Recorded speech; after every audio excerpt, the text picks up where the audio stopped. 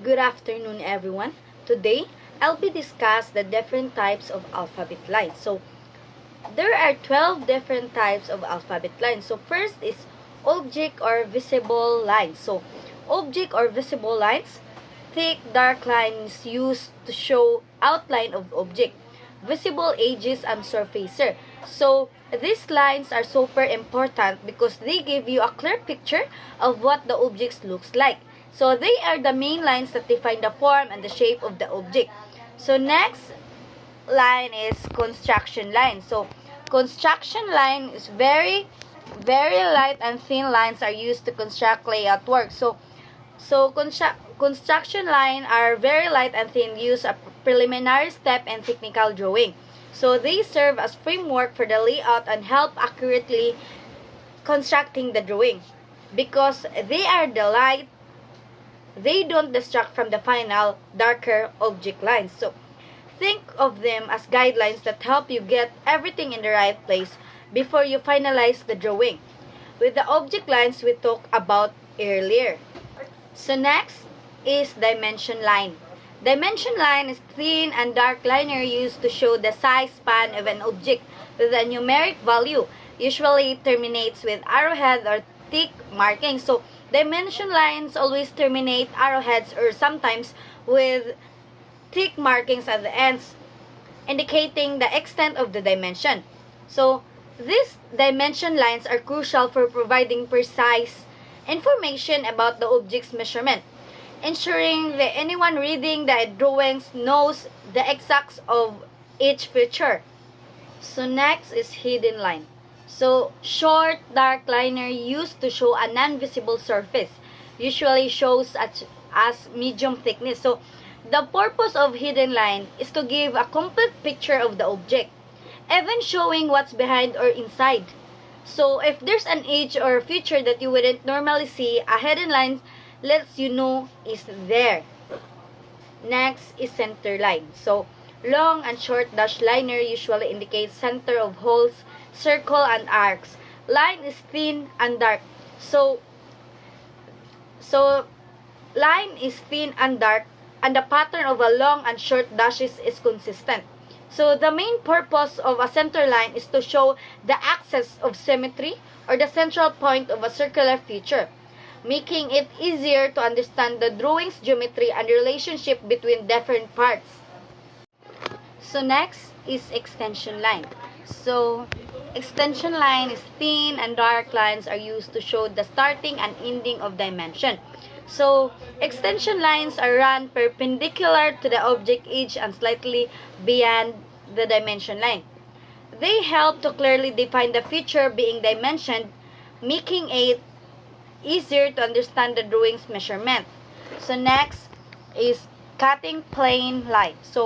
Extra thick lines are used to show cutaway views or planes or projection. Where a section view is taken, the arrow indicates the direction of view. Cutting plane line is, they often have arrows at the ends. This one, which shows, these arrows shows the direction of view for the section. Cutting plane lines are crucial for understanding what the inside of an object looks like, providing clear visual representation of its internal structure. Next is short and long brick lines. Short and long medium lines are used to show a cutaway views of a long section. Short and long brick lines,